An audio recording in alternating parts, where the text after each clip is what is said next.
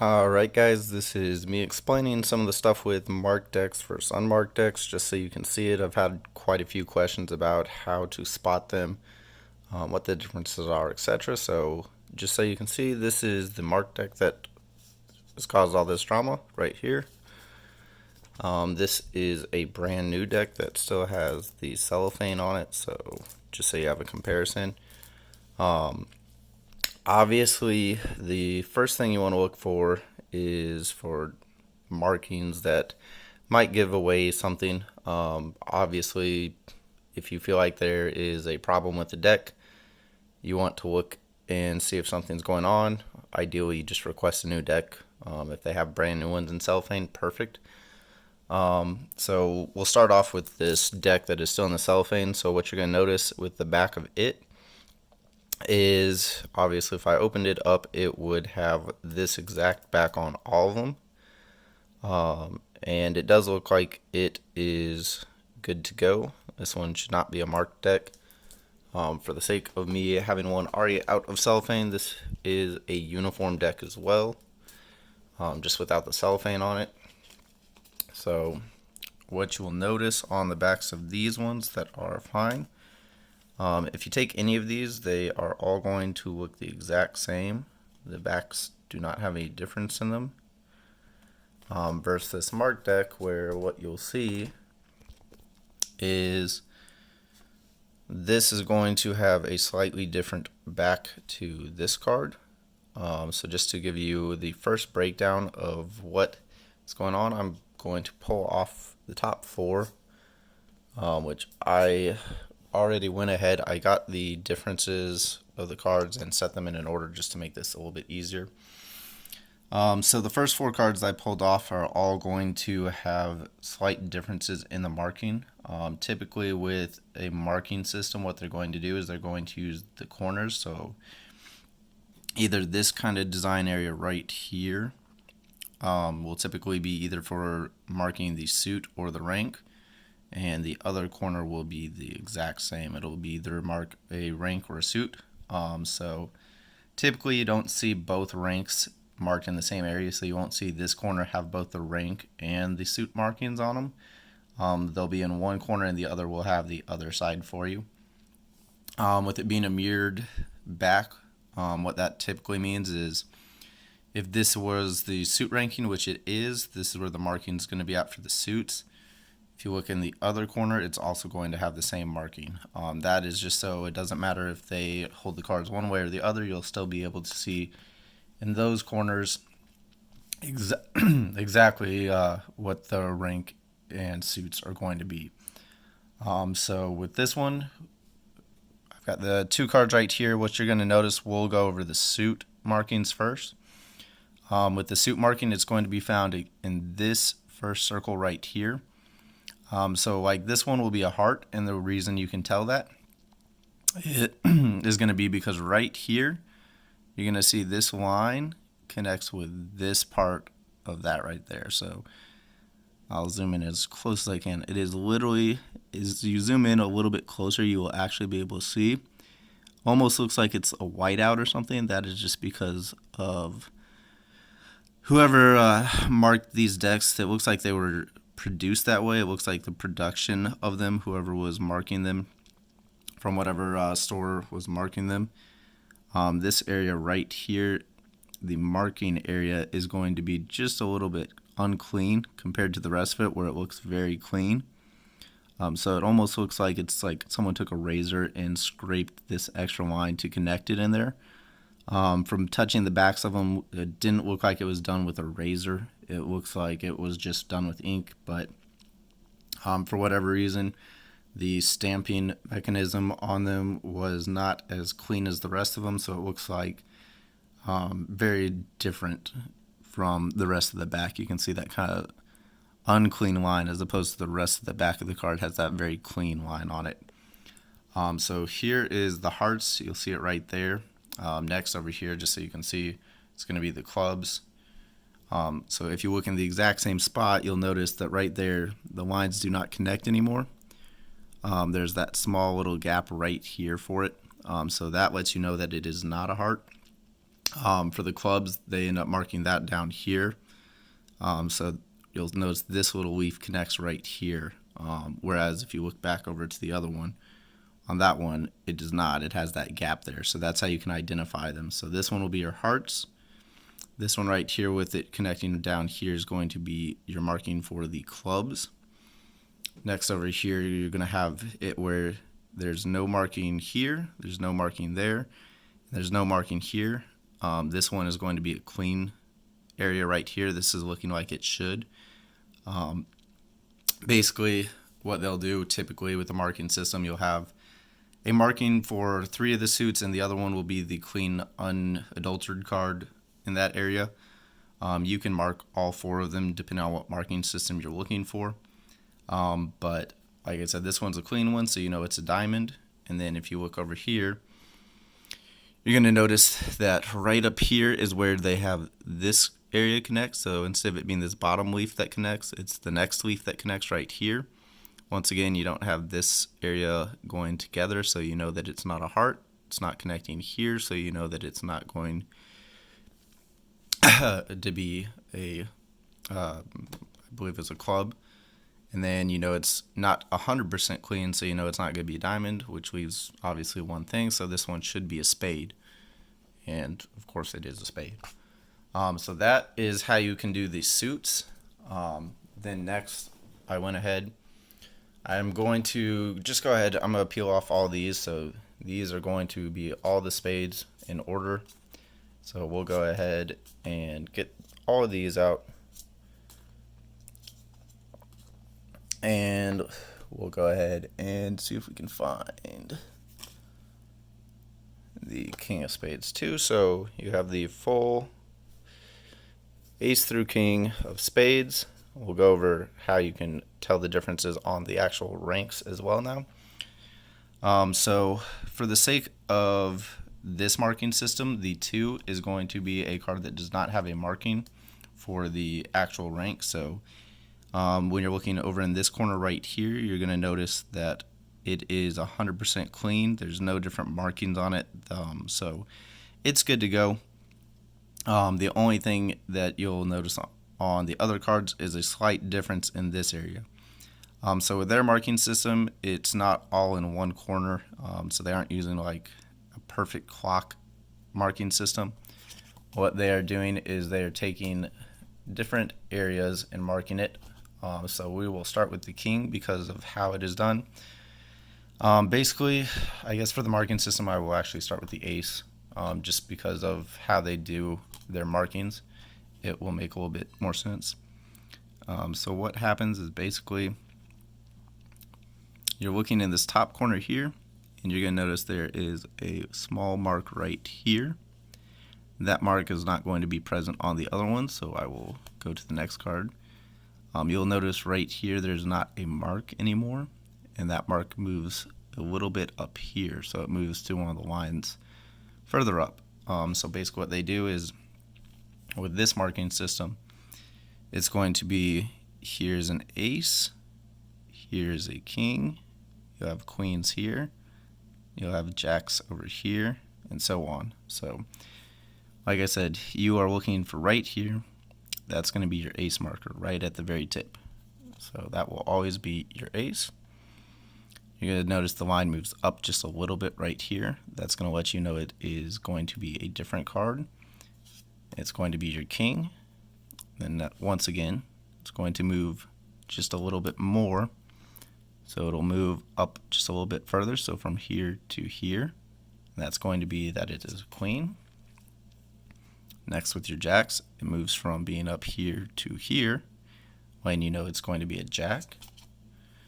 And then from here, it's going to move from there to here. So this one has the gap right here that is now closed in. That's going to be your 10. Obviously, since you have kind of gone around that first leaf right here, so you have your ace, king, queen, jack, 10.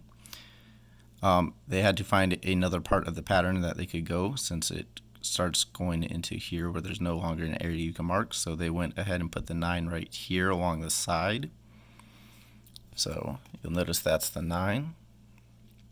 After that, it'll go from there to now it transferred to here. So there's that slight line right here. And it basically just wraps around here, and then it's going to start wrapping around this way. So you got your 8 right here with this line right here. Then you have your 7s. Your 7 went from that line right here being all the way connected for your 8 to now it is right here going sideways along this line where it's connecting that area. So that's your 7. After that, you're going to get down to your 6. Your 6 went from this line going across here to now it is down here. So that is your 6. After that, that line that was here goes to here. So this line connects all the way there. That's your 5.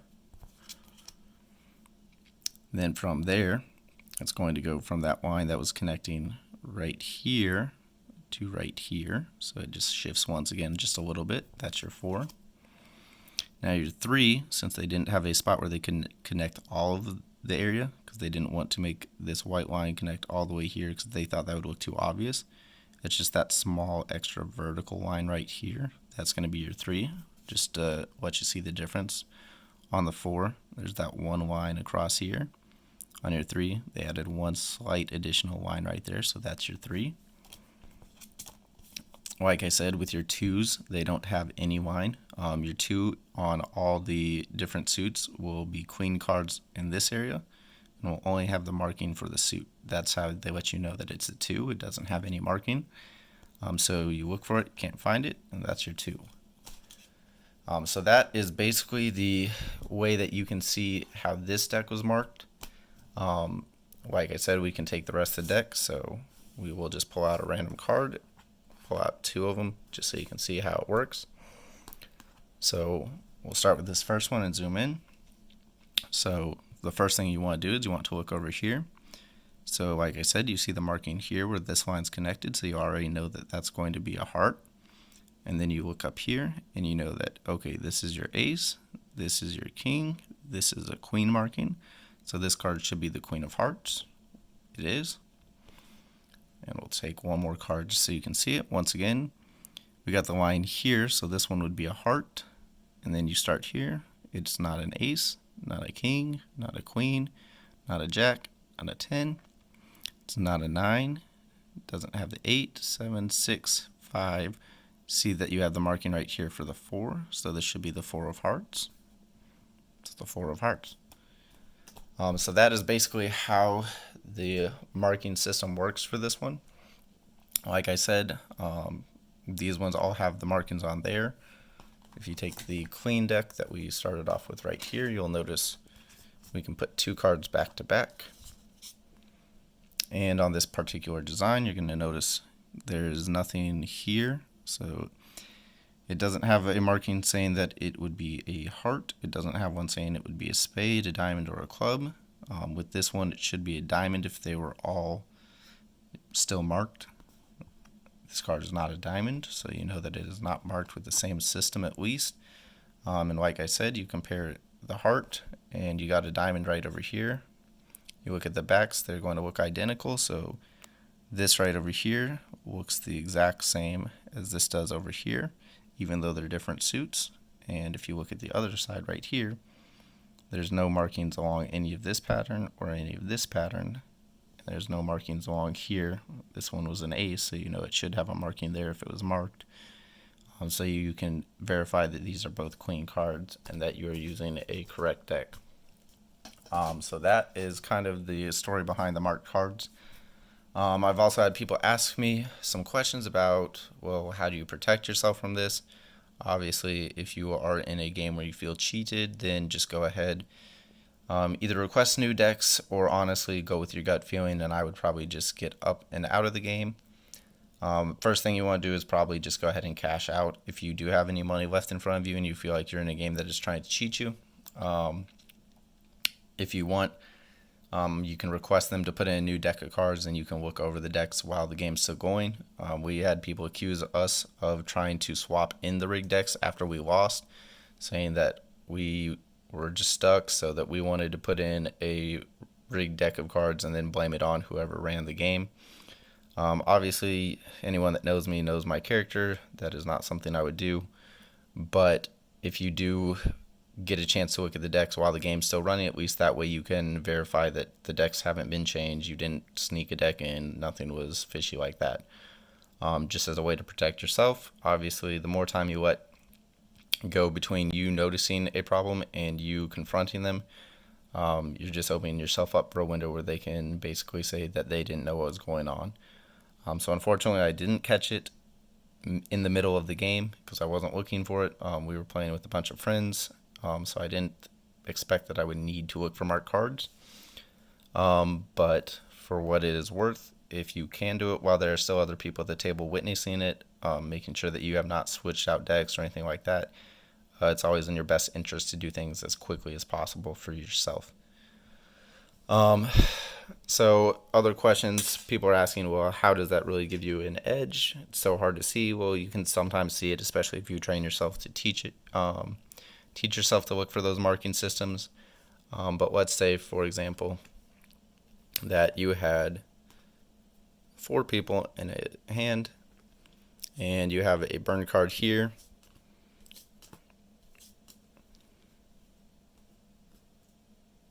You have a burn card here. I apologize about this being slightly bad camera work. So basically the idea behind this, so you have your normal felt, and you have people with cards here. So each person in a 4-handed game has cards here. I apologize once again. I'm just setting up a hand. So I apologize for not doing both cards, then putting out a burn, turn, river. But basically, say you're sitting here, if you do notice the markings on it and you're sitting across from someone and you know they're crayoned, you have a huge advantage. So when you put your cards together like this, it does help protect you because at least that way they can only see the top card markings, so they can't see the bottom card markings. So it is more beneficial for you to do that than to leave them out like this, or to even do this, where you can still potentially see the suit markings on both, and you can see that. Obviously, I would not recommend doing what we did in our game, which is what led to it being so much more noticeable, and it's probably ideally why they got caught. If they had not been greedy about it, I don't know that we would have caught them. But basically, with you having your burns over here, if someone wanted to, they could know that 3 of the burn cards are there. So let's say, for instance, you had pocket kings and the flop came out ace, ace, ace, and someone goes all in, another person calls, there's crazy action, and you notice that the ace card, is over here, and you see a marking for an ace. This one is not, but if you did see an ace marking in the burns, you know that you have the best possible hand because the last ace to make quads is in the burn. So you can confidently call knowing that you don't have the absolute nuts and you cannot lose that hand. So what we had done in our game is we had, unfortunately, we burned all 3 cards, put out a entire board since we were doing a pass the deal deck. So we thought it made it easier to put all 5 cards out and then be able to look at your hand so that you could play whatever hand you wanted and not have to worry about, oh, I need to put down my cards, I need to put out a burn, put out a turn situation. So just protect yourself by don't put out these cards in advance, because then obviously if you know the marking system and it is a marked deck, you can know all 5 cards before they're ever flipped over. So that is why you don't want to put out cards early. The other thing is, obviously, people ask, well, some hands seem to be legitimate, and that's true. So, for example, say you have 2-3 offsuit and you are playing with a marked deck of cards. You fold because you have 2-3 and you don't think you can get the other 3 people to fold, and the board was not going to help you, so you were going to end with 3 high. There are times where people playing with marked cards still will not win every hand. If they see that you have pocket kings, they know you're not folding pre-flop when they try and bluff you out. Say there's a king on the flop, you just wouldn't fold that hand, so they're going to just go ahead and fold, and the hand will play out naturally. So there are instances where legitimate hands do happen with marked cards in the game. but unfortunately they do not happen every hand like they should. So that is the biggest issue. So I guess for game security knowledge for everyone that is not in the casino industry or does not play much, go over the whole reason they have this set up. So we are using a marked deck right now. I apologize about trying to do a one-handed shuffle. It is not my forte. I have not practiced cardistry, so me doing one-handed shuffles a little bit harder than I guess it should be. So we'll say that we are playing heads up just for the sake of having hands out here. So we deal each person 2 cards. So, like I said, you're using a marked deck.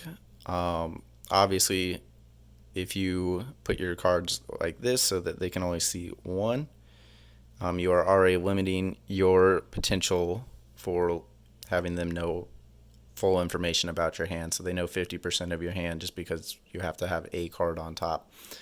So they're always going to know what this card is. So if I was this player here and I see this hand, I'm looking over and I say, okay, this looks like you're playing some kind of diamond because it doesn't have the marking there. So this is a diamond.